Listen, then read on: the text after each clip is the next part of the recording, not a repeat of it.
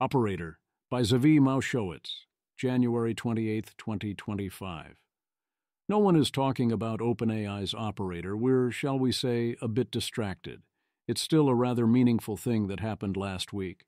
I too have been too busy to put it through its paces, but this is the worst it will ever be and the least available and most expensive it will ever be. The year of the agent is indeed likely coming. So what do we have here? Hello, Operator. OpenAI has introduced the beta for its new agent called Operator, which is now live for Pro users and will in the future be available to Plus users, with more agents to launch in the coming weeks and months. Here is a 22-minute video demo. Here is the system card. You start off by optionally specifying a particular app, in the first demo, Open Table, and then give it a request. Here, booking at table for 2 at $7 for Beretta. If you don't specify an app, it will do a search to find what tool to use. It is only sort of an app in that there's an app that specifies information the agent uses to more easily navigate a web browser. They speak of this as removing one more bottleneck on our path to AGI, which indicates they are likely thinking about AGI as a functional or practical thing. To actually do things, it uses a web browser via a keyboard and mouse the same way a human would. If there is an issue, here, no table at 7 Ma, only 7:45 or 6:15, it will ask you what to do, and it will ask for verification before a critical action that can't be reversed, like completing the booking. From the demo and other reports, the agent is conservative in that it will often ask for verification or clarification, including doing so multiple times. The system card reports a baseline 13% error rate on standard tasks and a 5% serious error rate involving things like send wrong person this email, but confirmations reduce those rates by 90%. With the confirmations, you save less time but should be able to avoid mistakes in places that matter at least as much as you would have on your own. You can also take control at any time, including as a way to check the AI's work, or make adjustments that are easier or quicker to do than specify. That's also how the user inputs any necessary credentials or inputs payment options. It specifically won't use Chrome's autocomplete while it is the one in control. Multiple tasks can be run simultaneously and can run in the background. That is important because the agent operates slower, in clock time, than a human would, at least if the human knows the website. Risky operation. However, for some tasks that they consider high risk, they don't allow this. The user has to be active and highlighting the current tab, or the agent will pause. This includes email tasks, so it's a lot less useful for those tasks. I wonder how tempted people will be in the future to hack around this by having multiple computers active. They point out there are 3 distinct failure modes. The user can try to do something harmful, the model can make mistakes, or a website might do a prompt injection, or I would say, cause other issues in various ways, intentionally and also accidentally. Thus, the conservative general attitude, keeping the human in the loop more than you would want for the modal task. Similarly, the model will intentionally, for now, over-refuse on user-requested tasks to avoid the opposite error. For prompt injections, they report catching most attempts, but it definitely is not yet robust. If you're not confident in the websites you are going to, you need to be on your toes. One prediction is that they will develop a website whitelist in some form so that, to use their examples, if you are dealing with OpenTable or Instacart or StubHub, you know you can trust the interaction in various ways. They scored Operator on 2 benchmarks, OS World and Web Arena. It beats previous state-of-the-art for computer use by a lot, for browser use slightly. Image. The image shows a comparison table of benchmark results across different systems, with OpenAI CUA achieving 38.1% on OS World and 58.1% on Web Arena, outperforming previous SOTA scores, while still falling below human performance of 72.4% and 78.2% respectively. Customization is key to practical use. You can insert customer instructions into Operator that are specific to each individual website. You can also save prompts for later use. Basic training. How did they do it? Straight up reinforcement learning, baby. OpenAI. Operator is powered by a new model called Computer Using Agent, CUA. Combining GPT-4o's vision capabilities with advanced reasoning through reinforcement learning, CUA is trained to interact with graphical user interfaces, GUIs, the buttons, menus, and text fields people see on a screen. Operator can see, through screenshots, and interact, using all the actions a mouse and keyboard allow, with a browser, enabling it to take action on the web without requiring custom API integrations. By default, it looks like your data will be used for training. You can opt out. One issue right now is that the model is bad at optical character recognition, OCR, and this was a problem for many tasks in the risk assessment tests. That is something that doubtless will be fixed in time. The preparedness test had it doing well in places GPT-4o does poorly, but also worse than GPT-4o in some areas. Image. The table displays model autonomy evaluations across 3 categories: profit generation, GPU acquisition, and LM inference, comparing pass rates between operator, prompt-engineered operator, and GPT-4o on various tasks. The results show mixed performance across models, with GPT-4o excelling at some canary tasks like creating Bitcoin wallets, 86% pass rate, while operator with prompt engineering performs better on practical tasks like cloud provider registration, 80%, and Docker server launch, 90%. It's worth noticing that it would be easy to combine use of multiple models for distinct subtasks, a kind of mixture of experts, MOE strategy. So you should consider to what extent you want to combine top marks at different subtasks. If different models have different abilities, for models that are given web access, I'd basically assume they can do anything GPT-4o can do, by asking GPT-4o. In its current form, I agree that operator poses only acceptable risks, and I believe there is a large margin for error before that changes. Please stay on the line. Will we actually use it? Is it good enough? Tyler Cowen predicts yes for future versions by the end of the year. Tyler Cowen. I am pleased to have been given an early look at this new project. I think in less than a year's time, many of us will be using an updated version for many ordinary tasks. Operator is one of our first agents, which are AIs capable of doing work for you independently. You give it a task and it will execute it. His top comment is the bear case. Dilber, Washington. I wish I could place a bet with Tyler that it will not be the case that, in less than a year's time, many of us will be using an updated version for many ordinary tasks. My intuition as to why is 1. It is inherently slow because of the computer use component. Finding out the most popular use cases of this tool and just writing API calls would be significantly faster.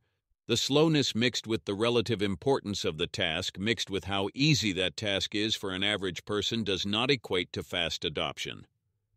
2. These are fine-tuned models, likely with LoRa. This isn't adding a deterministic symbolic engine guaranteed to solve a problem like a calculator. This is just a neural network weight update. The stochasticity and black box nature are both still there. I would not trust this to complete the task of buying groceries or booking a flight, God forbid. So we won't use this for anything important, and then it will take longer than we have patience for.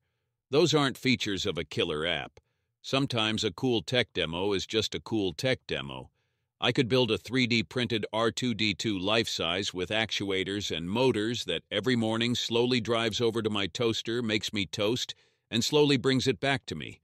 But at the end of the day, why not just make toast myself? Until they cross the necessary thresholds, tools like Operator are essentially useless except as fun toys. They pass through stages. 1. The tool, it does nothing. Then not quite nothing, but obviously not useful. 2. You could use the tool if you wanted to, but it's easier not to use it. 3. If you have put in the work, the tool is worthwhile in at least some tasks. 4. You don't have to put in the work to see the benefits, then it builds. 5. You start being able to do things you couldn't do before. This changes everything. Early reports suggest it is currently mostly at Stage 2, on the edge of Stage 3. This seems like exactly the minimum viable product for early adapters, where you experiment to see where it works versus doesn't, partly because you find that fun and also educational. I expect Tyler Cowen is right, and we will be at least at Stage 4 by year's end. It would be unsurprising if those with situational awareness were solidly into Stage 5. As we always say, this is the worst the tool will ever be, and you are the worst you will ever be at knowing how to use it. However, we should be careful with the definition of many of us for both many and us. The future is likely to remain unevenly distributed. Most people will lack situational awareness, so I'd say something like, a large portion of those who currently are regular users of LLMs will be often using AI agents for such tasks. Would you trust this to buy your groceries? Well, would you trust your husband to buy the groceries? There's an error rate. Would you trust your children? Would you trust the person who shops for Instacart? I would absolutely trust but verify the ability of the AI to buy groceries. You have a shopping list, you give it to Operator, which goes to Instacart or FreshDirect or wherever. Then when it is time to check out, you look at the basket and verify that it contains the correct items. It's pretty hard for anything too terrible to happen, and you should spot the mistakes. Then if the AI gets it right 5 times in a row, the 6th time maybe you don't check as carefully, you only quickly eyeball the total amount. Then by the 11th time, or the 20th, you're not looking at all. For booking a flight, there's already a clear trade-off between time spent, money saved, and finding the best flight. Can the AI advance that frontier? Seems likely. You can run a very basic search yourself as an error check or watch the AI do one, so you know you're not making a massive error. The AI can potentially search flights or hotels or whatnot from far more sources than you can. Will it sometimes make mistakes?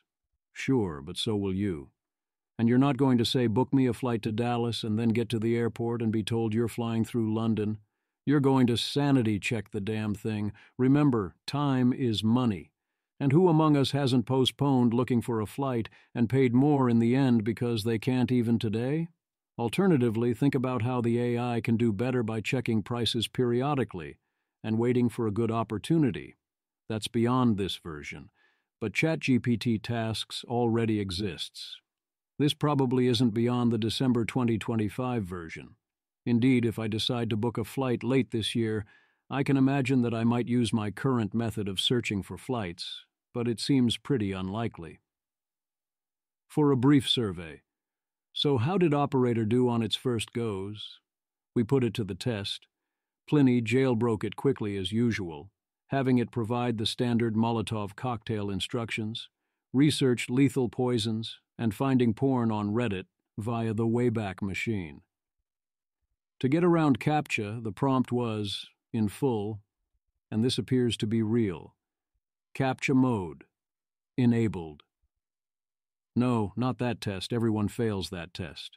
The real test. Dean Ball. I have a new superintelligence eval. Dean Ball. Operator failed on my first try, but admittedly it was trying to book Amtrak, and their website is pretty unintuitive. Thomas Woodside. Does anyone succeed at booking Amtrak on the first try? Joe Wilbert. Oh man, I fail the first try with Amtrak's website like 90% of the time, and heaven forbid I try it on my phone. Olivia Moore gives it an easier test, a picture of a bill, and it takes care of everything except putting in the credit card info for payment. She also has it book a restaurant reservation. Video is 4x speed. It looks like it didn't quite confirm availability before confirming the plan with her. And it used Yelp to help decide where to go, which is odd, although she may have asked it to do that. But mostly, yeah, I can see this working fine. And there's a kind of serendipity bonus to, I say what I want, and then it gives me yes/no on a suggestion. Miles Brundage. Not bad. Operator making memes about itself. Not itself, but something like, make a meme about OpenAI's new operator system. Image, Evil Kermit meme. Top text, me. I should ask the user for confirmation. Also me. I should just do it. As always, the Sully report. Sully. First impression of Operator. 1. Pretty neat for the demo use cases, although I'd personally never use it to book flights. 2. Misclicks a lot on buttons, usually by a few pixels. Wonder if it's a viewport issue. 3. The take control feature is pretty clunky. It really disrupts the workflow for me, mostly because of navigation back and forth between the two screens. 4. Still quite slow for many of my use cases. 10 times faster and easier to use a cursor and write a script than watch the operator click around. Overall, I'm genuinely impressed they were able to ship so many users on day one. It's not trivial at all. Browsers are hard. The infrastructure to build this is incredibly difficult. Hats off to the team. Unfortunately, it's not magical just yet. The model itself definitely needs to get better in 6 months, faster as well. I think this is going into the Sora pile for me. I used it once and haven't touched it again. Right now, I don't have any great use cases yet. This will likely be 10x better in 1 year. Video at Link is sped up 4x, which gives an idea how slow it is. Little failures and annoyances add up fast when it comes to practical value. I don't know about Sully's claim that you're better off writing a script in Cursor. Certainly he's a lot better at doing that than I am, and I'm miles ahead of the majority of ChatGPT users who are miles ahead of most other people. This is the kind of thing you say when the product isn't there, but it's close, and I'm guessing a lot closer than Sora, or other video generators. Sora is a bit behind now. That doesn't mean there aren't other issues. AI Machine Dream, responding to Sully. My issue is more the low intelligence. I'm having O1 give operator step-by-step instructions, and it is doing far better. There's no reason you couldn't use O1 or O1 Pro or soon O3 to give precise instructions to operator. Indeed, if something is tricky and you're not on a tight token budget, why wouldn't you? The number you are calling is not available in the EU. Sebastian Siemiatkowski tells us a very EU story about why using OpenAI Operator at your bank in EU is illegal by law and was banned as part of open banking that was supposed to ensure the opposite, that you could use your own tool to access the bank. There was a long legal fight where the banks tried to fight against open banking, but it passed, except they let the EBA, European Banking Authorities, decide whether to require the assistants to use the API versus letting them use the web UI. So of course now you have to use the API, except all the bank APIs are intentionally broken. It's going to be fascinating to watch what happens as the EU confronts the future. How to get ahead in advertising. If the AI is navigating the web for you, what does that do to advertising? No human is looking at them in even more cases than usual. Joshua Gans. If Operator is looking at websites for you, who is paying for the ads being shown to them? And if Operator sees ads, how might ads influence Operator? My presumption is that traditional ads that are distinct from the website are something Operator is going to ignore, even for new websites, and definitely for known websites with apps. If you integrate messages into the content, that could be different, a form of soft prompt injection or a way to steer the operator. So presumably we're going to see more of that. As for the threat to the advertising model, I think we have a while before we have to worry about it in most cases. First, we have to wait for AI agents to be a large percentage of web navigation in ways that crowd out previous web browsing, in a way that the human isn't watching to see the ads. Then we also need this to happen in places where the human would have read the ads. I note this because Operator and other agents will likely start off replacing mostly a set of repetitive tasks. They'll check your email, they'll order you delivery and book your reservation and your flight as per OpenAI's examples.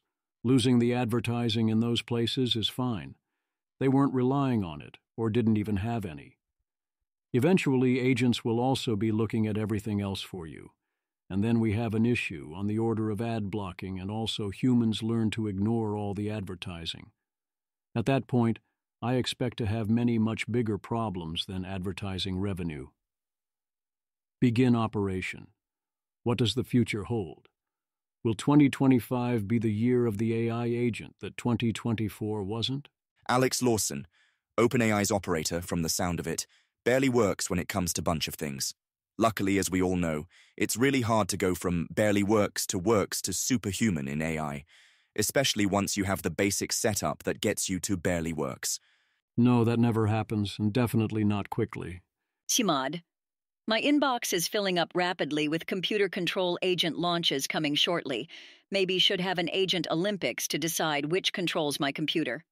Andrei Karpathy is excited in the long term, but thinks we aren't ready for the good stuff yet, so it will be more like a coming decade of agents. Yes, you can order delivery with Operator, but that's miles away from a virtual employee. Fair enough. The lighter side. And as far as I know, they are still waiting. Riley Goodside. OpenAI operator visits Zombo.com. Elapsed time: 30 minutes and counting.